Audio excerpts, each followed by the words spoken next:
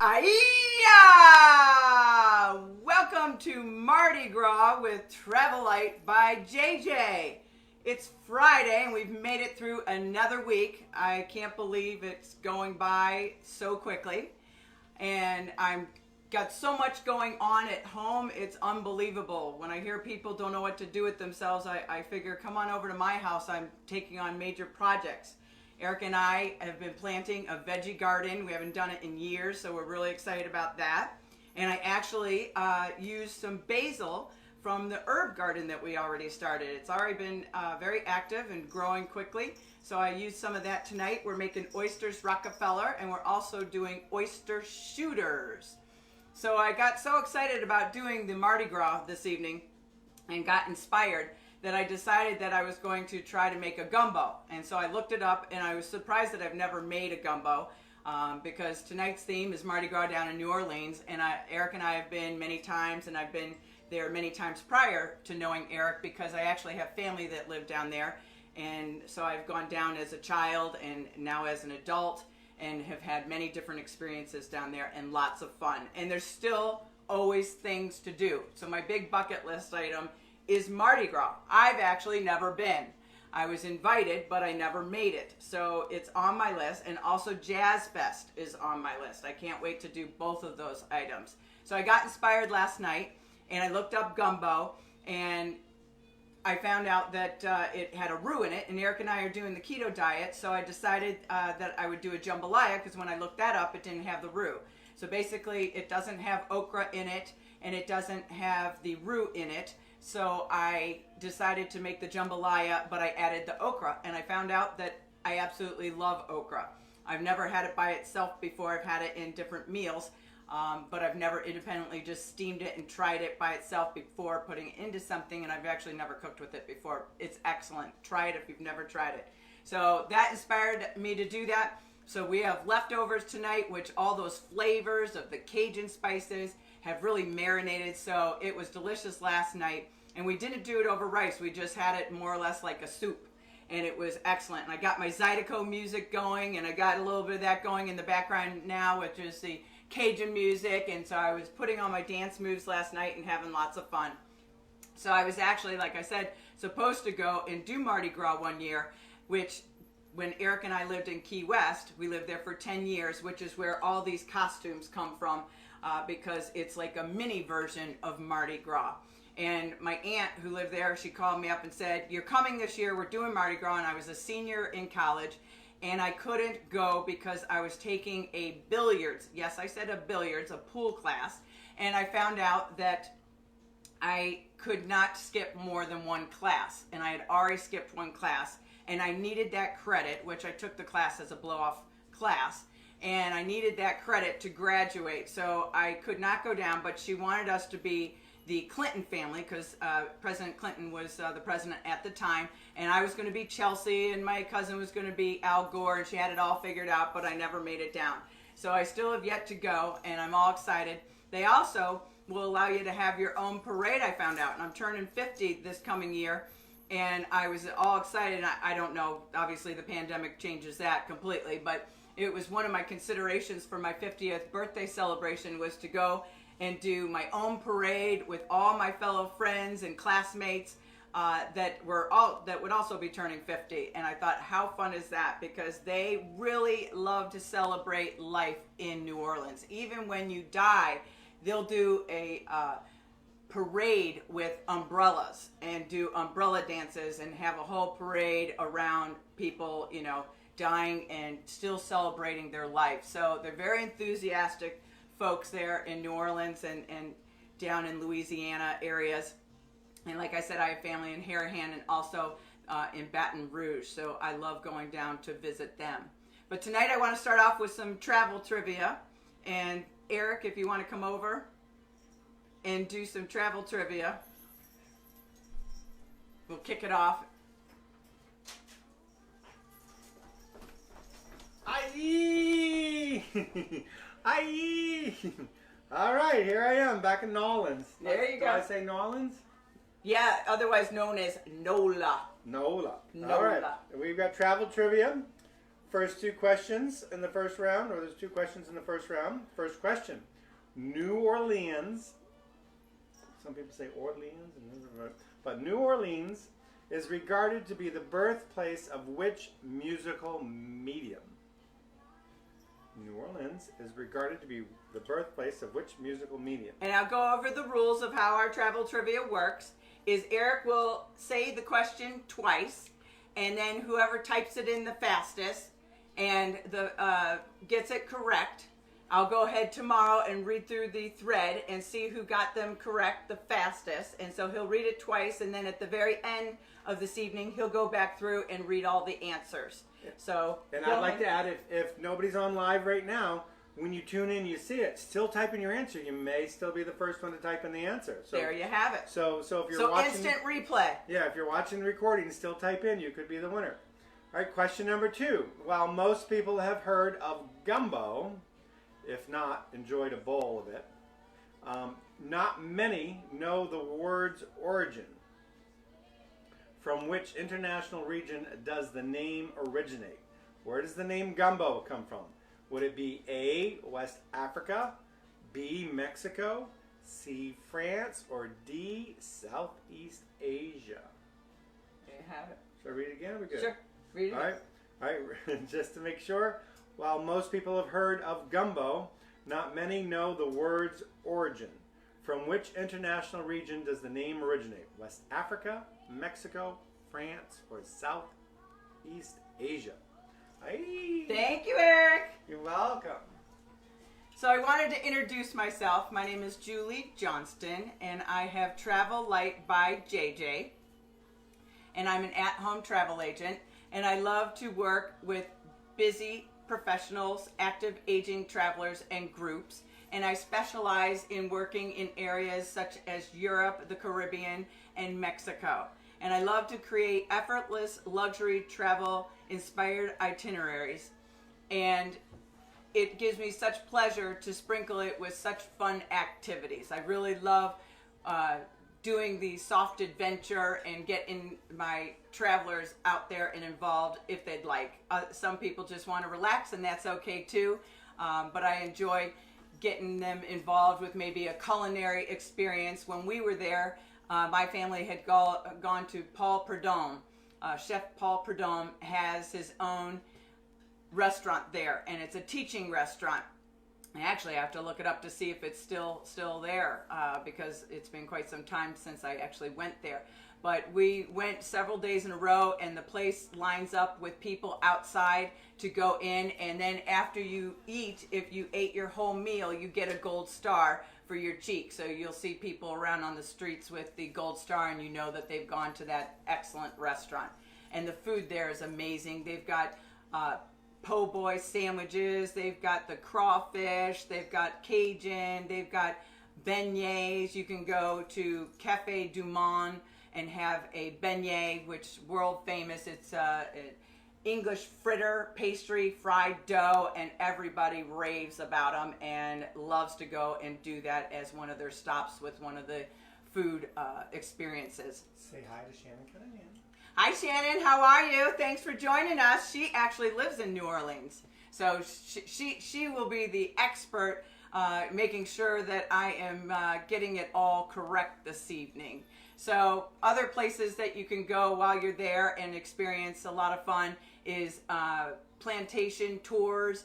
We had gone to Oak Alley Plantation, and you could sit on the front porch in your rocking chair and you look at the 300-plus-year-old plantation trees there, the big old oak trees, and they line the front coming up to the plantation, and people get married there, and it's beautiful setting, and you'd have to take several people to put your arms around the tree just to get your arms around these trees because they're that enormous. And they, you can buy a mint julep and sit there and enjoy the refreshing beverage while just taking it all in. So there's a lot of fun activities and things to do.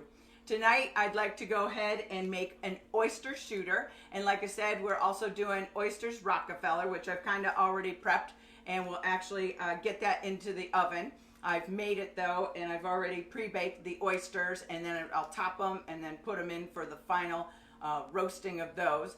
But tonight I was able to get some Wellfleet oysters from Massachusetts. They only had 13 and we lost one, so we were down to 12, and I have 2 here for us to have oyster shooters. And we're going to do them in the half shell raw bar shot glasses, which takes me back. It's a restaurant in Key West, Florida, and it takes me back to a wonderful night that they had a Zydeco band playing, and Eric and I made all sorts of new friends dancing really hard, and we sweated a lot that night, having a lot of fun with all the washboard and the spoons and playing on the stomach and everything. So it was a lot of fun. So tonight, like I said, we're going to do oyster shooters. I've got my vodka here. I'm just going to put it into this shaker.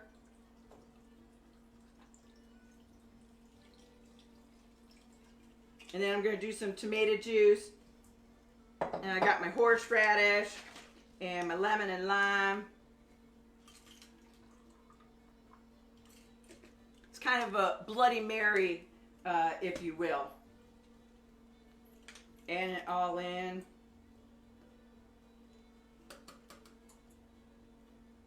What's going on tonight, Shannon? What's actually happening down in New Orleans tonight? I know you're outside of the New Orleans area. Are you cooking anything fun tonight? She and her husband like to do a lot of cooking. They call it cooking and kissing in the kitchen.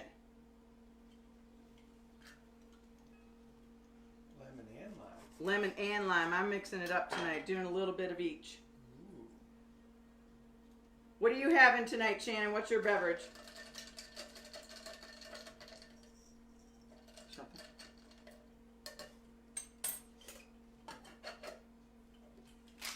Shake it up real good. Get your oysters into your shot glass.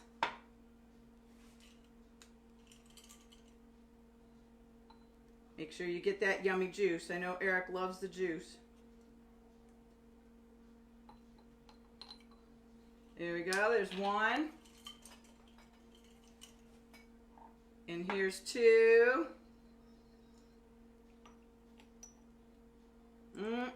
Good.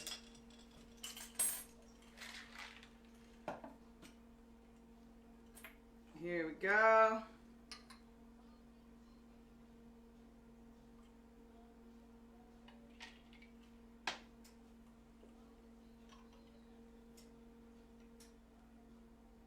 Alrighty. Mr. Eric, you ready? Oh, of course, Travel Light by JJ. I'm coming to New Orleans with you. Cheers, everybody. Happy Friday. Happy Mardi Gras. Cheers. Oh my gosh. Oh boy. This is heaven.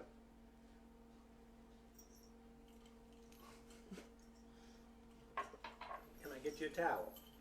Yes. Bloody Mary with white shirt probably isn't the best idea. Happens sometimes. Aye. I think I avoided. That was delicious. Delicious. Delicious. Ooh, very good.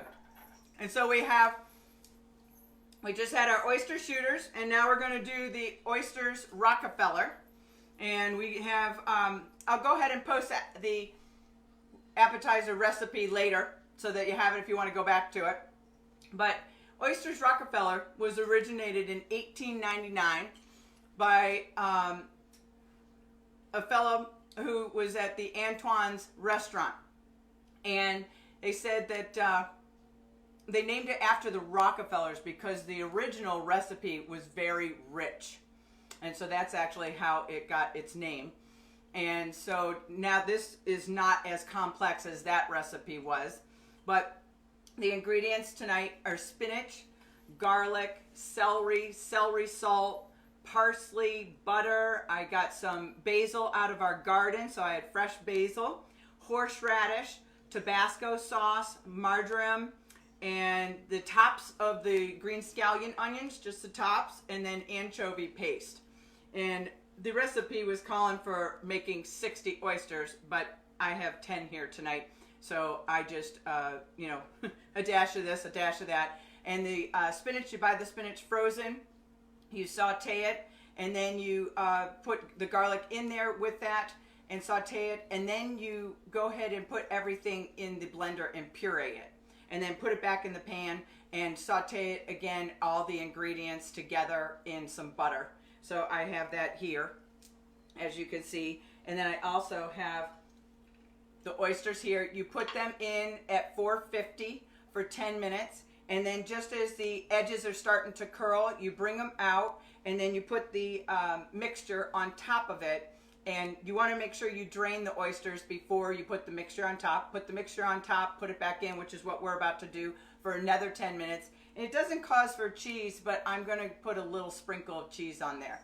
And some recipes, you'll see breadcrumbs. This particular recipe did not call for breadcrumbs, so I didn't do it. So, and there's also some bitters in there as well. So, Eric, if you want to do some more travel trivia, I'd love to, Travel Light by JJ. I'll get this going. Round 2 of the travel trivia. New Orleans travel trivia. While known internationally for this holiday, not many know the meaning of its name. What does the French term Mardi Gras mean in English? I will give you a hint. It is the day before Ash Wednesday. All right. While known internationally for this holiday, not many know the meaning of its name. What does the French term Mardi Gras mean in English? I'll give you a hint one more time. It's the day before Ash Wednesday. Question number 2 of the second round. What is the home playing field of the New Orleans Saints and Tulane University football teams? We've got some family members down there who are going to slam this question. First opened in 1975, it's also annual host of the Collegiate Sugar Bowl and the Bayou Classic. Additionally, it commonly hosts many other events, including conventions, trade shows, and concerts. So again, what is the home playing field of the New Orleans Saints, Tulane University football teams? First opened in 1975, also annual host of the Collegiate Sugar Bowl and Bayou Classic. Additionally, it commonly hosts many other events, including conventions, trade shows, and a nice outdoor Cajun Zydeco concert, maybe. Mr. Eric, would you be so kind to put these in the oven, please? I would love to, Miss JJ. So here they're all dressed, and I topped them with a little cheese. They go in for 450 for another 10 minutes, and then they are ready for eating. Delicious. I'm so excited. I haven't had oysters in quite some time, so this is definitely refreshing. I feel like I've been eating the same meals over and over, so I'm so glad that I'm starting to break out. And like I had mentioned in the beginning of this evening, I made jambalaya last night because I was so excited about doing this tonight that I decided to do that. But I wanted to talk a little bit about travel and what's going on in the travel business right now. People are actually, you don't think things are being booked for 2021, but they actually are, because all the folks that were going to be traveling in 2020 are moving their dates into 2021. So actually, depending on what it is and the type of travel that you might actually be thinking about or dreaming about, there's actually a lot of things that are starting to fill up. And the hotels and all the tour operators and service vendors, they all have implemented new protocols, and they're following strict cleaning guidelines and social distancing. You have the BAWN in Santa Barbara, and I was just getting an update from them yesterday, and it's really great because they have 32 villas, and the villas are spread out, and they also have additional rooms, but they're so spread out that they're private individual villas, so everybody can have their own space and either a private terrace or a balcony depending on the type of property that they're in. And then the pool, they've taken out a lot of the seating at the pool, and so they've now have like 17 of the chase lounges. It's first come, first serve. And then they don't have all their restaurants in operation just yet, but they're going to be opening up June 25th. And they also have one in Charleston where they're opening up same date. Those two are in the States here. But also a lot of people, like I said, cruises and things like that are already taking their future credits that they got for this year and moving them for travel for 2021. And again, these folks are all bringing this to you with relaxed, more relaxed policies. So for canceling, so should you need to cancel at the last minute, their policies are getting much more flexible, and also the airlines are being flexible. My nephew was traveling today, and he was telling Eric that he went to get on his flight, and they actually told him that for his return flight, it was going to be pretty busy, a lot of people on the plane. So they were actually going to offer him other opportunities to take different flights and not penalize him for choosing a different flight if he wanted to be on a plane that was actually less crowded. So anyway, so they're working with the travelers, and they're trying to make everybody more comfortable and more relaxed. And again, like I said, if you're not ready to start booking trips, I would at least start thinking about it. And, you know, even if you plan it, something that you've planned, and or if you are ready to book it, we can look into travel that is, you know, with relaxed cancellation policies. And then there's always also travel insurance that I strongly suggest to purchase as well. Who do we have on with us? Shannon's here. Hi, Shannon. Thanks for joining us. So I was talking about all where we are right now in our travel business and industry, and I'm excited to help you if you're looking to start thinking about travel. And also check me out on Facebook or Instagram. I'm posting every day travel inspiration, travel candy for you to help you imagine different places that you can travel to. Again, these may not be places that you're ready to go today, but certainly in the future, they can be on your bucket list or your near future destinations that you'd like to go to. So I also wanted to talk about the New Orleans location. Like I said, I've been there many times and absolutely love it. There's so much to do and so many places to go. There's house tours, there's garden tours, you have the Jackson Square, you have Bourbon Street. So in addition, you always hear about maybe how crazy Bourbon Street is in the French Quarter and Frenchmen Street. You know, you might be scared off by hearing how crazy it can get, but there's so much culture there and so many wonderful things to do and places to go and see. And it's definitely worth a visit. A lot of people like to go there for maybe a girls' getaway, or I know that sometimes guys like to go for bachelor parties. We've been there during Halloween, actually, for my cousin's wedding. We've been there for business conventions. Eric's a real estate agent, so we've been there for real estate conventions and have been there several times for those. And actually one was during St. Patrick's Day, so we had St. Patrick's Day celebration and got my green wig on and my green bow. I went out and bought all green stuff. And my aunt, like I said, she's got all sorts of costumes from all the years of Mardi Gras and love it. So we also, other places and things to do would be swamp rides and tours that you can take. One time while we were there, and the Southern hospitality is magnificent. My aunt and uncle are always like more the merrier, bring the people over, making the Oysters Rockefeller on the grill. They get the crawfish and they just put it all out on the table, and it's so much fun. And one time we were there, we went to what I just thought was the best thing ever, Rockable. And you go to a bowling alley and they have the brass band. I love the horns. As you can see, I got my horns on tonight. And actually, I played the saxophone in 5th grade. It was not my thing. I was not good at it, so it never stuck. But I did try to play the saxophone in 5th grade. But I love horns, so they had a big brass band, and the energy was high. And what you would do is while you're waiting for the bowling alley lanes to open up, because the place was packed, you would be dancing on the dance floor to this amazing band, and it was so much fun. So I actually always wanted to start that business down in Key West, because they do have the bands there, and there is such good energy. And we were in need of a bowling alley, so I thought this would be the perfect venue and place to do the Rockable.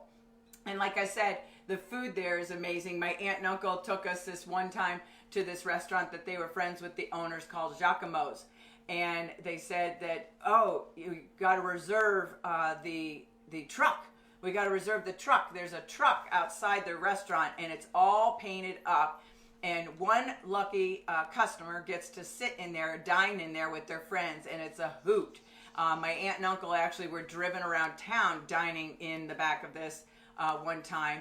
And famous people were there. There was this guy that was there. I forget his name actually right now. But he was actually from that show, Ed, which the guy was a bowling attorney. He was an attorney that owned a bowling alley. And so one of the key people from that show was there that night that we were there. We unfortunately did not get to sit in the back of the pickup truck. But it was great because they actually ended up opening another restaurant in New York City, which is closer to us, and I have family there, so we used to go there and go for brunch, and they would have the bands at brunch time with the music and the horns and everything, and it was a lot of fun and very spicy. Jenny Ridge from Baton Rouge. Hi, Jenny Ridge. Welcome. That's one of my cousins. It's his wife down in Baton Rouge. Thanks for joining. Love to see you. Ready for round three? Round three of travel trivia, and I'll explain how that works. Eric's going to read 2 travel trivia questions. He'll read them twice, and whoever answers first and gets it right, I will go back tomorrow and read through the thread to see who actually got the most right, and then I'll announce the winner tomorrow. So anyway, and he'll announce all the answers at the end. Thank you. I.e. round three. Here we go. Which term is used in New Orleans for a submarine-type sandwich? Which term is used in New Orleans for a submarine-type sandwich? Next question. Which of the following styles of cooking is most associated with the city that care forgot? Which of the following styles of cooking is most associated with the city that care forgot? Aye. So if you would, Eric, we'll bring out the appetizer. We made Oysters Rockefeller this evening. All excited. So we'll show you that. And then we're going to move along with the other trivia. You can put it here because it's hot. Ooh. Hot, hot, hot. Ooh, I'll leave you this in case you have to touch it. Okay, thank you. So we're going to go through the other trivia as well. But here's how it turned out. I probably might put it back in for a little bit more because I like it to get all like golden brown. And it looks like it's just starting to get a little golden brown. I might try one first to make sure that it doesn't get too cooked and get dried out. Round four? Round four. Round four, here we go. And then we do a tiebreaker. So he's going to do round four and then a tiebreaker. Okay. Which of the following bodies of water do not border New Orleans? Which of the following bodies of water do not border New Orleans? Is it A, Lake Pontchartrain, B, the Gulf of Mexico, C, the Mississippi River, or D, Lake Bourne? Okay. And then the next question is, which of the following is not a nickname of the cities of New Orleans? Is it the city that care forgot? Is it the Big Easy? Is it the Cajun capital? Or is it the Crescent City? Which of the following is not a nickname of the city of New Orleans? Not a nickname. The city that care forgot, the Big Easy, the Cajun capital, or the Crescent City? Woo! Hey. And we're going to do the tiebreaker. Tiebreaker? Yes. Okay. And the tiebreaker for everybody who's typing in now or when they watch the, what do you call it, a party something? When you post Watch party. The watch party. All right, here's the tiebreaker. The unique history and culture of the city make it a common setting for movies, as well as a frequent location for cinema production. Which of the following notable movies was not set nor filmed in New Orleans? Was it A, Gone with the Wind, B, Easy Rider, C, A Streetcar Named Desire, or D, The Big Easy? Which of the following movies were not filmed in New Orleans? Gone with the Wind, Easy Rider, A Streetcar Named Desire, or The Big Easy? Woo! So what are y'all eating and drinking tonight? let me know. Give me a shout out. Where y'all tuning in from? What's your plans for the weekend? Love to hear from you. All right, we're going to do the, did you just do the tiebreaker? We've read all the questions. Okay, now we're going to do the answers, and we're going to wrap it up. All right. So the answers. Question number 1. New Orleans is regarded as the birthplace of which musical medium? Jazz! Jazz hands. Jazz hands. Jazz hands. All right. Question number 2. While most people have heard of gumbo, not many know the word's origin. From which international region does the name originate? Was it West Africa, Mexico, France, or Southeast Asia? The answer was West Africa. In West African dialects, gumbo means okra, which is a common ingredient in the well-known, well-seasoned culinary items. So there's a little extra. Dialects. Pardon? In the West African dialects. Dialects. Gumbo means okra. So a little extra information here. We get on top of the trivia. Next question. While known internationally for this holiday, not many know the meaning of its name. What does the French term Mardi Gras mean in English? I'll give you a hint. The hint was it's the day before Ash Wednesday. The answer is Fat Tuesday. Tuesday. In the definition, Fat Tuesday is the day before Ash Wednesday, which is the first day of Lent as recognized by most Christian churches. Lent is the 40-day period prior to Easter Sunday and during which many Christians fast or make some type of self-sacrifice. Fat Tuesday, then, is the last day to enjoy the items from which one would abstain prior to the Lenten season. It's the day you can be very, very bad. Have it all and then some. All right, next question. What is the home playing field of the New Orleans Saints Tulane University football teams? First opened in 1975. It also annual hosts the Collegiate Sugar Bowl and the Bayou Classic. Additionally, it is commonly hosts many other events, including conventions, trade shows, and concerts. That one is known as the Superdome. Superdome, where they've had plenty of Super Bowl. Which term is used in New Orleans for a submarine-type sandwich? And I gave you a hint. I actually said it earlier. Po' boy. And then basically, the basic po' boy is a gravy, beef and gravy on a bun. It came into being in 1929, where there was a 4-month strike against the streetcar company, and free food in the form of po' boys was given to the strikers by a local restaurant. Next. And now you can have fried oysters as a po' boy, fried shrimp as a po' boy. There's all different kinds of po' boys. Which of the following styles of cooking is most associated with the city that care forgot? The answer was Creole. Creole cooking involves the combination of French and African styles with local ingredients. Cajun food is actually produced by the Cajun settlers of southwest Louisiana. All right, next question. Which of the following bodies of water does not border New Orleans? The choices were Lake Pontchartrain, Gulf of Mexico, Mississippi River, or Lake BAWN. And the answer is, and I know this because I used to take a ship up the Mississippi River and realized once I left the Gulf of Mexico it was a long ways to New Orleans. So the answer is Gulf of Mexico. New Orleans is actually located about 60 miles north of the Gulf. Which of the following is not a nickname of the city of New Orleans?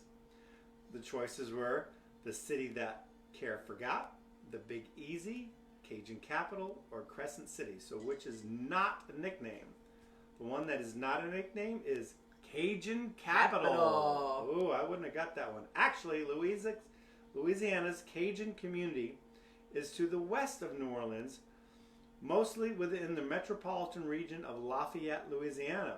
The others are all common nicknames for the city.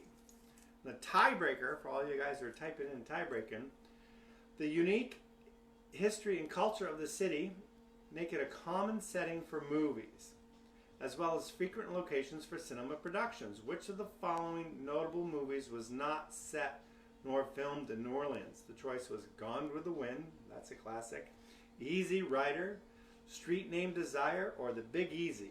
And the answer is Gone with the Wind. While a classic movie about the South and Southern history, Gone with the Wind in 1939 features Southern city Atlanta as its setting and its principal filmed, however, in Hollywood. A Streetcar Named Desire was filmed there in 1951. Easy Rider was filmed there in 1969. And The Big Easy was filmed there in 1987. All feature New Orleans as a primary setting for their stories, and each had many, if not all, scenes filmed there too. Yay! Yay! Good luck, everybody! While I was there, and it was at business convention, and we were there, and it was also St. Patrick's Day. We were partying with my aunt, who lives down there, and some of her friends, and it was a very long day, and we were walking home to our car, and we came across a movie being shot there, and it was a lot of fun because they were going and packing up. They had all these tables out with just food and candy and everything, and we were to the point in the evening where we were a little hungry after a full day of celebrating St. Patrick's Day. So we were walking along, and the people there who were cleaning up, they could care less. You know, probably the food was going to get thrown away or whatever. And like I said, it was a bunch of candy that was all packaged. So they told us, go ahead and help yourself. So my aunt and I were putting our pockets and filling our pockets, all sorts of candy and everything. And then we went one direction and realized the car was the other direction. So we had to go buy it again. And they said, sure, take some more. So we got a double dosing. And it was lots of fun because then we asked them what film was being filmed. And then we got to see it later on when it was actually came out. So there's so many films that have been down in that area and region because it is such a fabulous place to be and to have lots of fun and different experiences. But I'm Travel Light by JJ, and we're going to conclude tonight's happy hour. I hope you had a lot of fun and have a wonderful weekend. And I have a website, which is Travel Light by JJ, and you can go on there and you can sign up. I do an electronic newsletter that goes out every other week, and it actually went out today. So I send that out every other week if you'd like to sign up and get travel information and destination information and keep up with what's going on in travel. That's what that newsletter is all about, and I'd love to be able to send that to you. And if you want to reach out to me also and plan a consulting meeting, that would be fun as well. So you can go on my website and sign up for that as well. So have a good evening. Thanks for coming. We had a lot of fun. Aiya! Have a nice weekend.